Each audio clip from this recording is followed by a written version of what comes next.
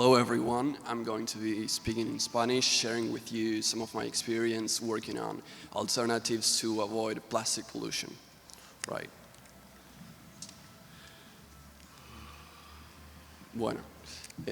me presentaban, soy Jerónimo Batista Bucher, tengo 21 años, estoy estudiando biotecnología en la Universidad Nacional de San Martín, pero desde hace ya un tiempo, cuando estaba en la escuela secundaria, que me empecé a preocupar y a buscar involucrarme en ver de qué forma se puede atacar una problemática tan importante a nivel ambiental como lo es la contaminación plástica.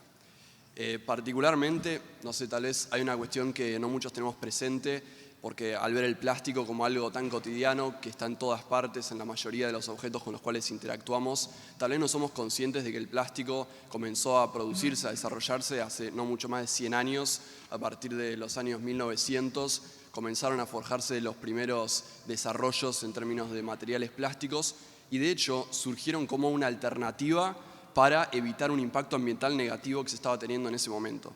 Tal vez esto es algo que les suene un poco extraño, pero básicamente los materiales plásticos surgieron como alternativa al marfil. En ese momento había una gran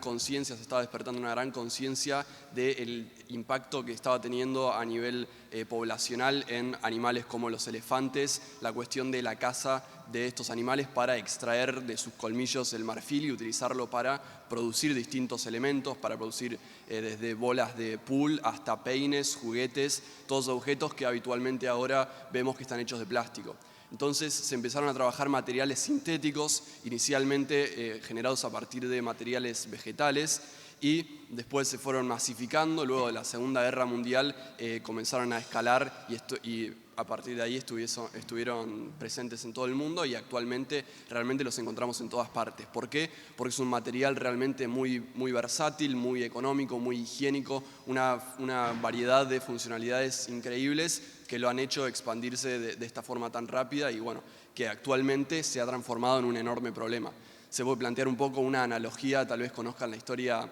de la mitología griega de lo que le pasó al rey Midas con su avaricia, tal vez su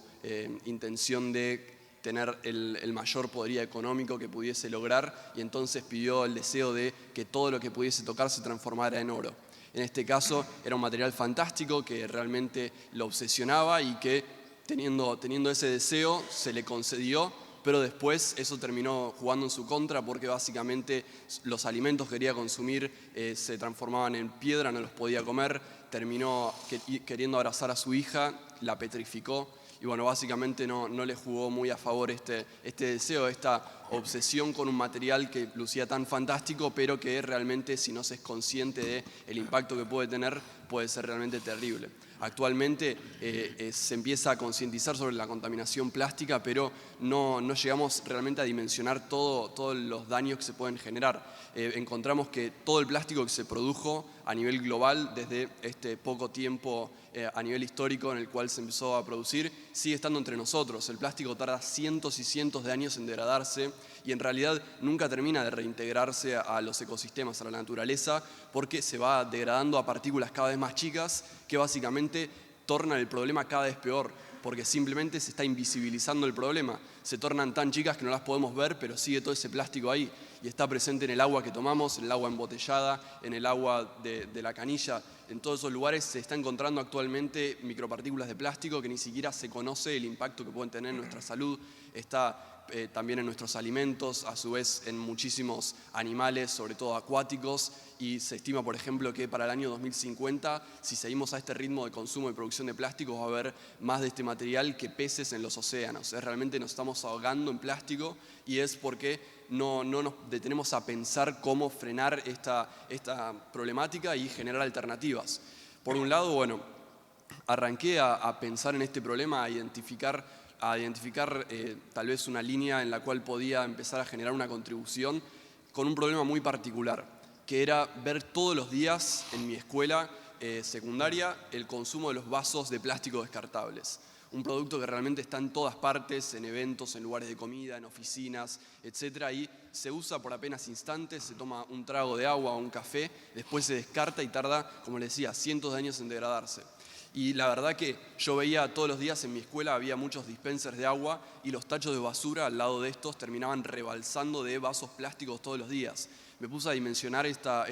problemática primero en mi escuela y veía que todos los años estaban generando más de 600 kilos de plástico porque los chicos tomaban agua en estos vasos que tiraban a los segundos. Y esto después a nivel mundial escala exponencialmente con un consumo de miles de millones de vasos constantemente, que son toneladas y toneladas de residuos tan duraderos y tan dañinos para el ambiente y para todos nosotros. Y entonces, bueno, viendo esto y viendo que efectivamente no había ninguna alternativa que se estuviese implementando que evitara este terrible impacto, empecé a investigar sobre materiales, a buscar alternativas y finalmente comencé a trabajar en unas máquinas que producen y dispensan vasos biodegradables que se generan con extractos de fibra vegetal y se pueden descomponer en menos de 2 semanas. Uno los puede dejar en la tierra y se van degradando porque básicamente se forma una estructura que se hidrata muy fácilmente, entonces logra conformar un vaso, un material impermeable principalmente constituido por agua.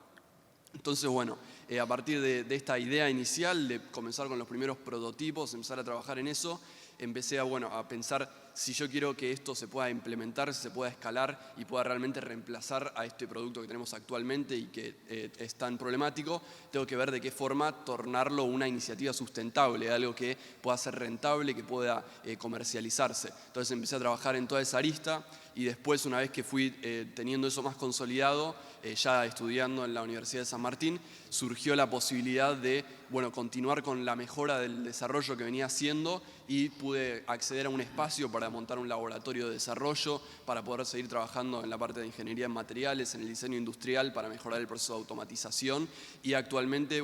vengo logrando acelerar muchísimo este proceso en vistas de poder ir sumando en términos de la implementación y en realmente poder llevar a la implementación a nivel concreto esta alternativa.